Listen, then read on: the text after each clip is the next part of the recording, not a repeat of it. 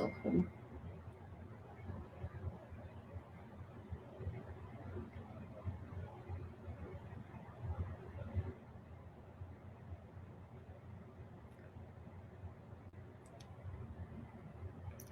Okay, click the button, go live.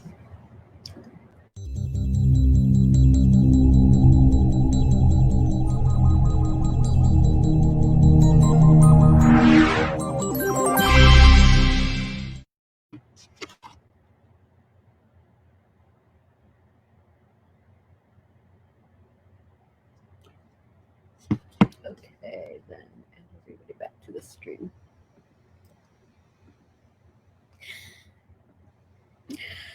Hello, everyone. You are watching the Asian American Herald, a new media network that is for and about Asian Americans in the capital region of New York. This show is being aired via live stream on Facebook, and a recording will be available afterwards at our Facebook page, Asian American Herald of the Capital District. My name is Himani Gupta Carlson, and I am a local farmer, writer, and professor at Empire State College in Saratoga Springs. So over the past several weeks, we have discussed impacts of COVID-19 on our communities locally. And more recently, we've delved into the large number of peaceful protests that have occurred in our region in response to police brutality. Tonight, I would like to shift our focus to a broader, more national perspective.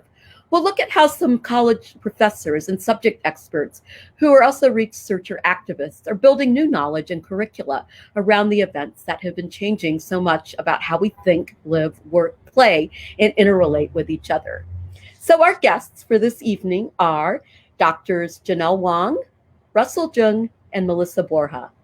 Janelle is a professor in the Asian American Studies program at the University of Maryland and the author most recently of Immigrants, Evangelicals, and Politics in an Era of Demographic Change.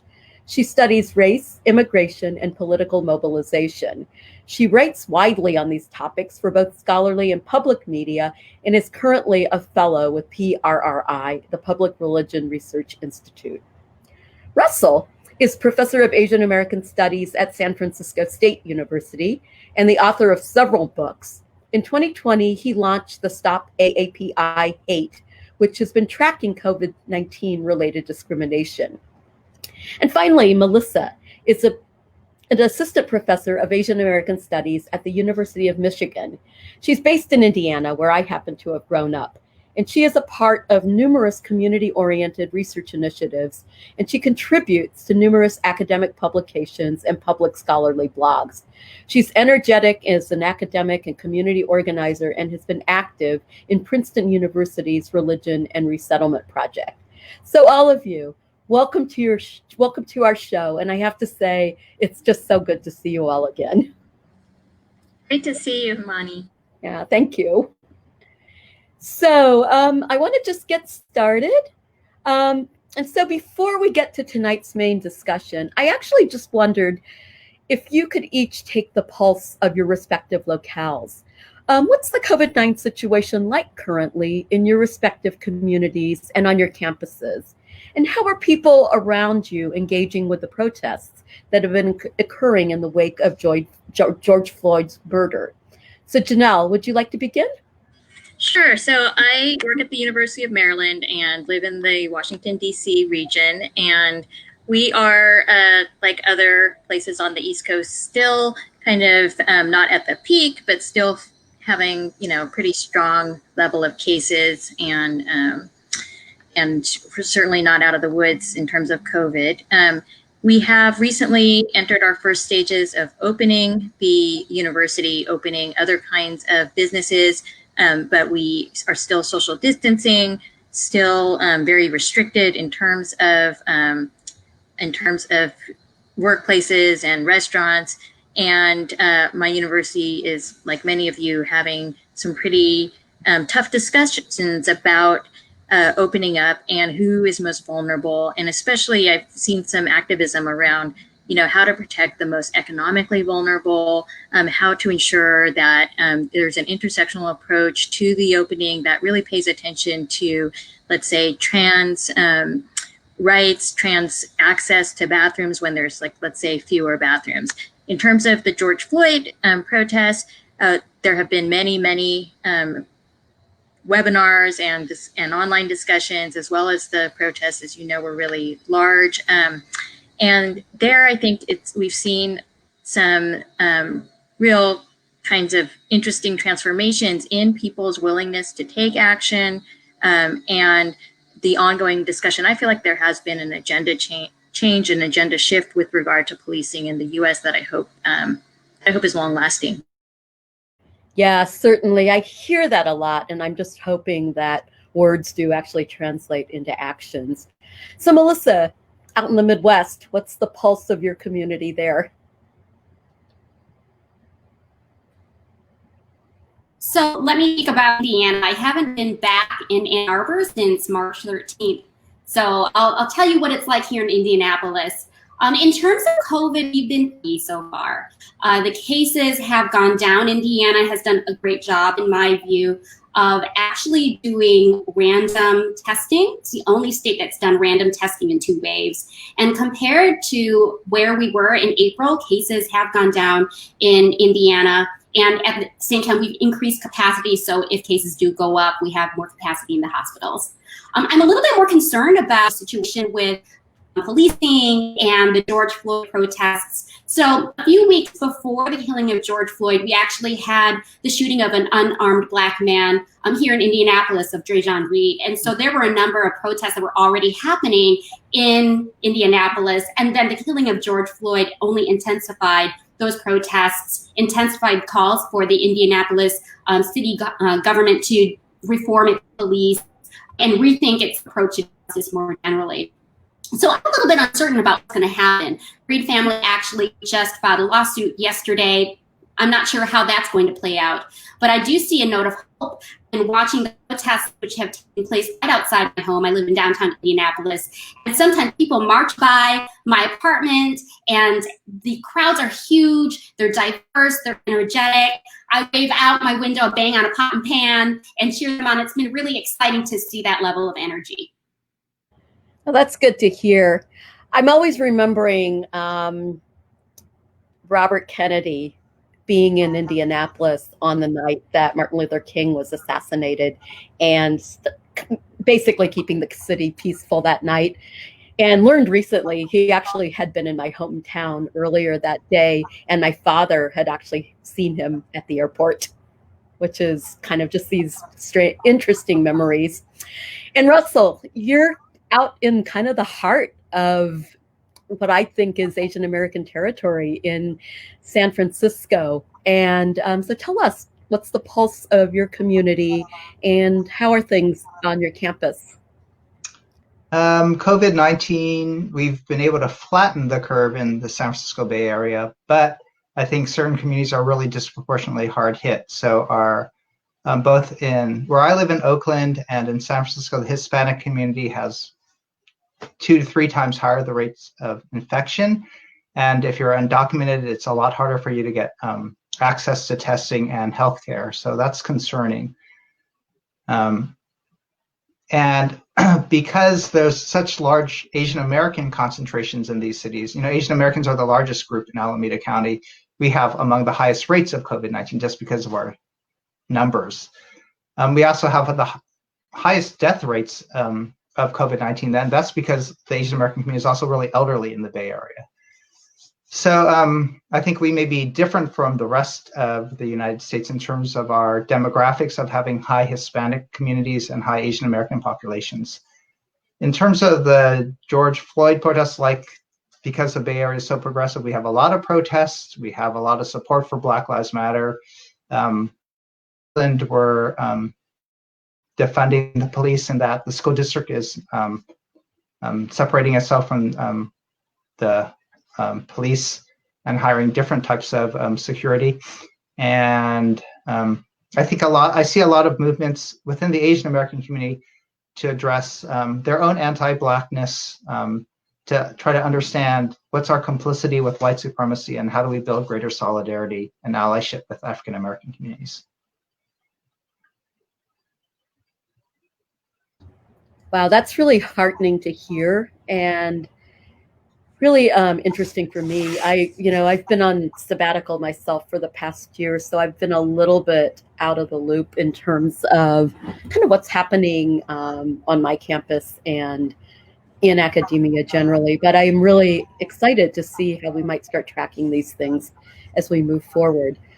But Russell, one of the things that I've actually been really interested in is the Stop AAPI Hate project that you launched in 2020.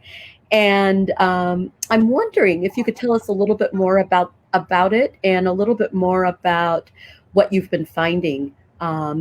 You've kind of touched on the Bay Area and the high rates of infection among Asian Americans there, but have you been finding a similar occurrence with discrimination cases, and how has that been comparing with what you've been finding nationwide? Yeah, so thanks for asking. So Dr. Borja is also a research partner in Stop API Hate, and so she's been covering a lot of news content analysis, so she could talk about that. We knew when COVID-19 was coming that Asians would be blamed for the disease, would be targeted with interpersonal violence because of the disease, and then racist policies would be enacted against Asian Americans. That's what happened during the Chinese Exclusion Act, blamed for smallpox, malaria, and leprosy. Chinese were then driven out and then had the Chinese exclusion law passed. When bubonic plague came, Chinatowns were quarantined, burned down, and faced racist health policies. We get detained on Angel Island for health reasons and deported for health reasons. So today, we thought we better document what's going to happen and try to address the racism to come. And sure enough, when we launched our reporting center, we got hundreds of incidents reported by Asian Americans, not just Chinese, but 60% are non-Chinese, Vietnamese, Koreans, anybody who looks East Asian. And actually this month, a Latino and an indigenous person on the West Coast both were targeted and told to go back to China and attacked. So it's racial profiling, and if you just happen to look Asian, you'll get profiled. To date, we have over 2,000 incidents. Most of them are verbal harassments or being shunned. And so we're saying that people are either going to flight or fight mode with Asians. They flee us or they fight us. About 15% are physical assault cases. So these are elevated to hate crimes because people are throwing things at us, hitting us, pushing and shoving us, and using racial slurs against us at the same time. And again, spitting and coughing is another sort of weird dynamic during this moment where people are just spitting at us. And my wife got coughed at while running. When someone actually blocks your way to cough at you, it's sort of this public health hazard and sort of a weird dynamic of the anti-COVID or the anti-Asian discrimination Asians are facing. But I could go on and on because we have 2,000 cases. Yeah. Oh, one last thing you asked about. It is related, we see, to, obviously people are reporting where there are more concentrations of Asians, but also where COVID-19 infection rates are higher, you see higher rates of attacks against Asians. So that makes sense. So New York, Washington, California, and then, but now that we're sheltering in place, the incidents have declined, but we're expecting it to surge again as we come out of sheltering in place. Yeah, and it'll be interesting to see what that mood is like, or how those figures track in some of these states that have had certain sudden surges recently. Melissa, I didn't actually realize you were part of that project. Would you like to just say a couple of words real quickly about it to add to what Russell said? Yeah, the work that I've been doing is working with a team of researchers to track hate incidents that are reported in news media. So open source data, and it's really interesting to see that what we found has tracked what Russell has found. That between March and early April, we saw a really steady rise, about 225% increase of hate incidents reported in the news between the first part of March and the peak in early April. That's pretty alarming given that for those weeks were times when people were staying at home because of lockdown policies. So we are looking forward to see how it plays out in the summer as China blaming rhetoric heats up from both political parties and as there's more human interaction as shelter-in-place policies lift. Okay, thank you. have to have you back later in the fall so that we can continue to kind of get updates and reports on this really important information. Janelle, you track a great deal of data on political attitudes among Asian and Pacific Islander communities in the U.S.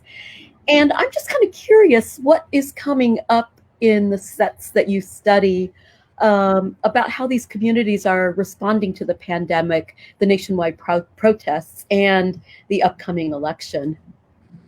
So we haven't had a lot of data collected recently on attitudes around, let's say, policing that we can access immediately because so many surveys don't include Asian Americans. But in terms of the upcoming election, I think we have a good sense that, when it comes to Trump favorability, for instance, Asian Americans demonstrate very low levels of favorability. Every election season, we do see more and more Asian Americans participating. So now they're about 4% of the electorate. And in certain places, they will have an impact. California was a primary state in Super Tuesday this year. And so we saw that Asian Americans in California had some of additional impact. I think, this moment is really important for Asian Americans, the kind of confluence of anti-Asian bias due to COVID and the heightened awareness of racial discrimination more generally, especially anti-Black discrimination. And I'm curious to hear what my co-panelists have to say about, on the one hand, I see it as a moment of real understanding and consciousness raising among Asian Americans. Maybe they will see, especially Chinese, like, we're all in this together.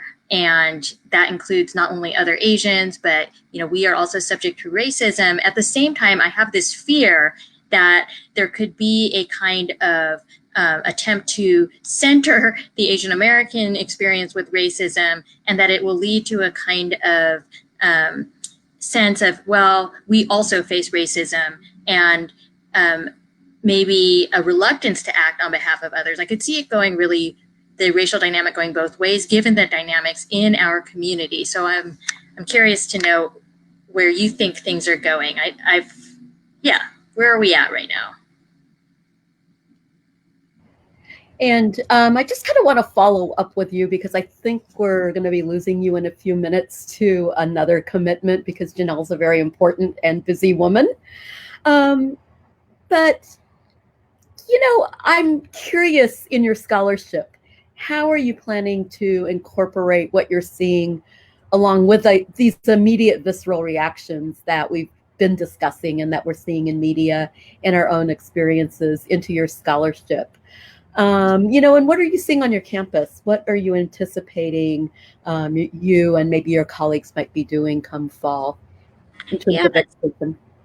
So we have a lot of surveys that are planned for the fall around the election. This is the one time every 4 years when people are interested in Asian American voters. But this is a really good opportunity to probe a little deeper into what Asian Americans care about.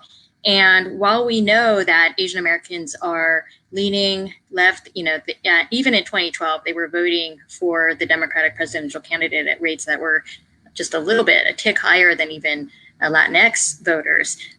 This time, it will be interesting. We are definitely asking a lot of questions about attitudes towards policing, about attitudes related to anti-Black affect, for instance, and about COVID. And so we'll have a lot of information after the election, I think, about how these things actually, these racial dynamics in the US actually translate into political action and other kinds of political attitudes. Yeah, thank you. It sometimes feels inconceivable to me that we're actually in a presidential election year. It just seems like the pandemic and these protests have overshadowed so much. It reminds me of 1968 almost, even though I was there around in 1968, clearly not old enough to remember it. But from what I've researched, it really reminds me of that. Okay, so I want to actually move on and ask Melissa a little bit about the organizing that you've been doing locally. Can you tell us a bit about those efforts? And I'd actually like Russell, because I know what Russell does kind of like in a lot of his non-regular life. He's documented it in a couple of his books, including Family Sacrifices. And so I'd like you to address that question as well, but I'd like to start with Melissa first. Yeah, thanks for this question. And I really care about a lot. Just for context, I've been really moved by the book Politics is for Power by Eitan Hersh. I'm a political scientist who writes about the danger of political lobbying and the need to invest energy in working in government at the local level. And so out of that reading and out of this particular moment, I've been doing a lot of work to organize Asian Americans in Indiana. And one thing that I've noticed, because I split my time between Michigan and Indiana, is that there's a lot of room to grow for organizing Asian Americans in Indiana. It's much more developed in Michigan. So one thing that I have been pushing for City Council to do in Indianapolis is simply to give a special resolution condemning anti-Asian hate. And that's going to go before City Council next month. Fingers crossed. What has generated that is I shared the research I was doing with Russell with Stop AAPI Hate. And this has actually moved policymakers to take this seriously. But one other thing that we're working on is making sure that beyond this moment, we're building institutions to ensure that Asian Americans have a seat at the table. So we're making sure that policymakers in this moment are doing things to make sure Asian Americans are safe, that they have a way to keep track of hate incidents, that they have a way to prevent hate incidents. But beyond that, looking forward, that we have institutions at the state level and the city level to make sure Asian Americans have a voice in city government and state government. So in Michigan, my father was one of the first members of the Governor's Commission, Advisory Commission on Asian Americans, or in the early 2000s. We don't have a commission like that in Indiana. And we're now in conversations to try to get that started. In the city of Indianapolis, we don't have a human relations commission. So one thing I've been working hard on is making sure to see the city council members know that if they want to understand the needs of Asian Americans, they need to make sure that they have Asian Americans directly involved in guiding their public policy. So we're working hard to try to get an Asian American commission to work in Indianapolis city government as well. Thank you. Yeah, and a lot of this actually raises an interesting question for me, which is, what if the response is, we actually don't care what the Asian Americans think? You're too small of a group. You're, you're hard workers. You succeed. You fit all these particular stereotypes of success. Get out of our face. I mean, I just want to challenge you with that a little bit. Well, we're in an interesting moment because this is a moment when we actually have an Asian American member of the state legislature in Indiana. And there is growing recognition from policymakers that Asian Americans are an important presence. One other thing that I think is really important for Asian Americans in Indiana to do, because we are admittedly small in number, is to work in coalition with other groups. And so at the same time that I'm pushing city council members to take seriously the issue of anti-Asian hate, I'm reminding them that there was a mosque in Indianapolis that was shot up just a few weeks ago during Eid. And the more we can work in collaboration with other communities who, for a variety of reasons, are vulnerable in this moment and will continue to be vulnerable due to the policies of this current administration and what could continue for another 4 years, the more we can achieve ends that will work in the interest of Asian Americans, but also in the interest of a variety of groups. We know that in Michigan, working in coalition was really critical to getting the Asian Pacific American Governor's Commission off the ground. They worked very closely with the Arab American community, and I imagine that a similar path forward in Indiana will be very successful. Okay, great. Thank you. Russell, would you like to just kind of take a couple minutes and talk about organizing that you're doing locally?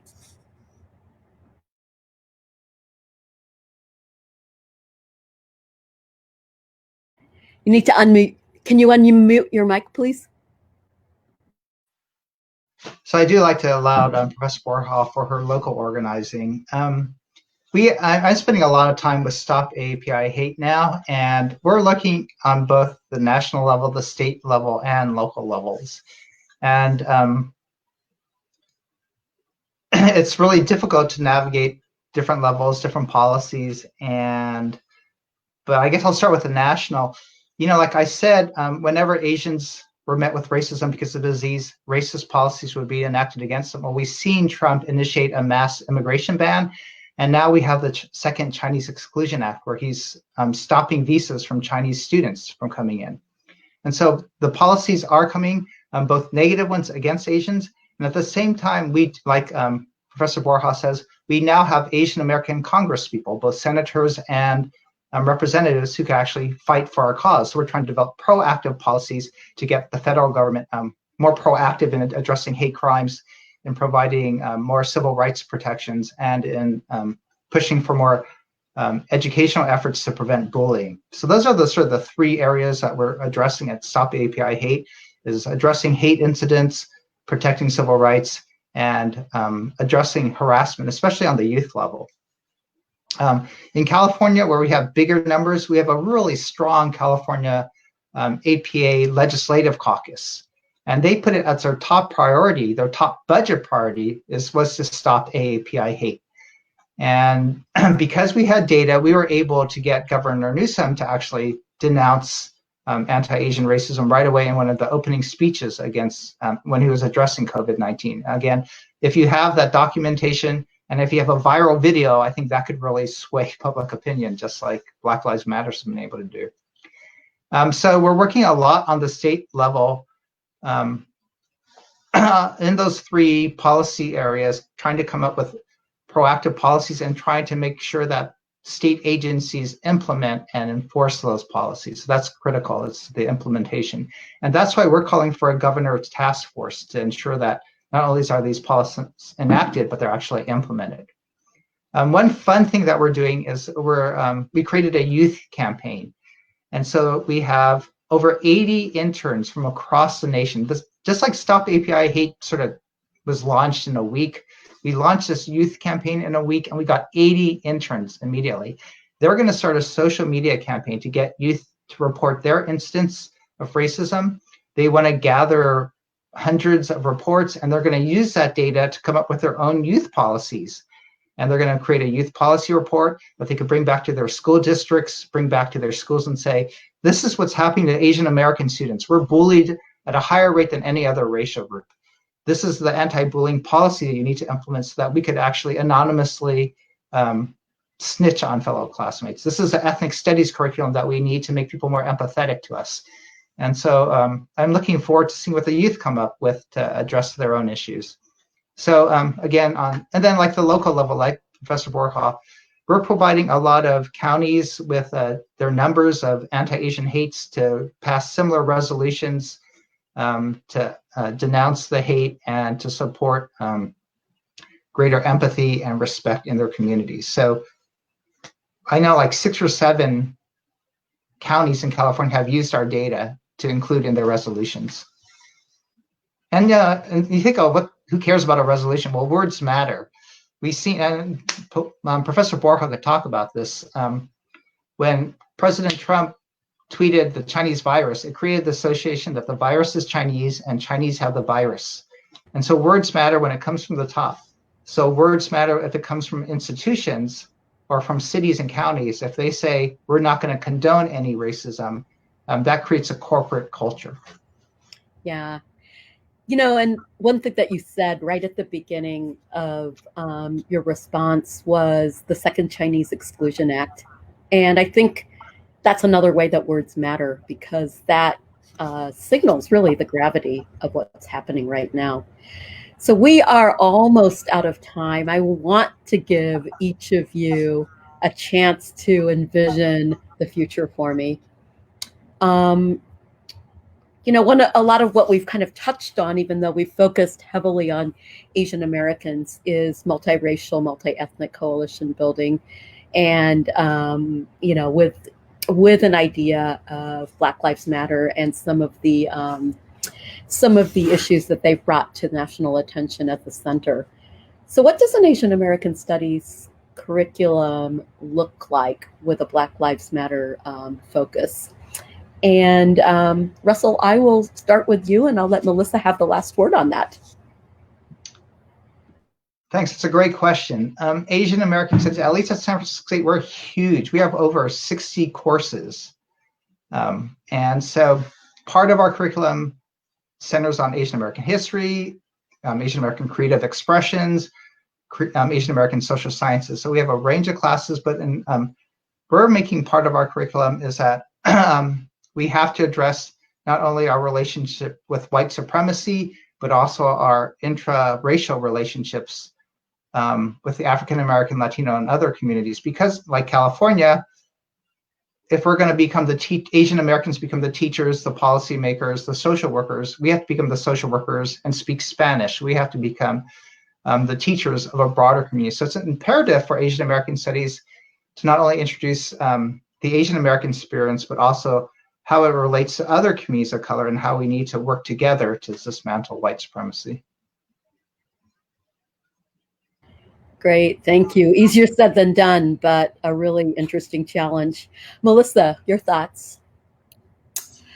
Well, I'm a historian, so I have a hard time talking about the future. It's easier for me to talk about the past. So I'm going to pivot and talking about the past. And one thing that I imagine in how we do scholarship, how we do research, and how we teach about this issue is to emphasize the intertwined histories of Asian Americans and Black Americans, and that this intertwined history looks different in different times and in different places. So my work is very rooted in the Midwest. I'm a native Midwesterner. My understanding of Asian American history is really focused on this.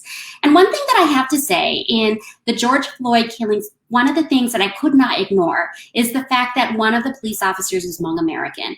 Now, the focus of my own research outside of Stop AAPI Hate is Hmong Americans in the Twin Cities. And one thing that I find really important to remember is that Hmong refugees, when they were resettled in the United States, they were resettled directly in neighborhoods in Minneapolis and St. Paul that had the highest density of Black and poor residents. So I actually worked with a geographer and mapped out the initial resettlement locations of 3,000 families. And it's very striking, the overlapping histories of African Americans in the Twin Cities and Hmong Americans. They were living side by side. So one thing that I think is really critical in teaching about this moment is teasing out not only how Asian Americans and Hmong Americans, including Hmong Americans, have been complicit in anti-Blackness, but also how they've shared struggles of poverty, of a defunded social welfare state, of being criminalized, of being seen as a threat, as being seen as culturally backwards. There are a lot of experiences that are shared. At the same time, the experiences have been quite specific. So in my teaching and in my research, those are things I would really emphasize, both looking backward and looking forward. And that is just really, really fascinating work. And I feel like that's the key. It's almost like weaving a basket, bringing the interconnections together while retaining the distinct threads. So on that note, I hope we can have you all back along with Janelle on a future show so we can continue to discuss these issues further. And so I just want to thank everyone for joining us this evening for our weekly Asian American Herald show. Once again, I'm Hamani Gupta Carlson, and our guests have been Janelle Wong, Russell Jung, and Melissa Borja. The Asian American Herald is a Facebook-based news media outlet dedicated to discussing topics and building community among Asian Americans in the capital region of New York. So please send us your story ideas and look for the recording of this show on our Facebook page. Have a good evening, and thank you again.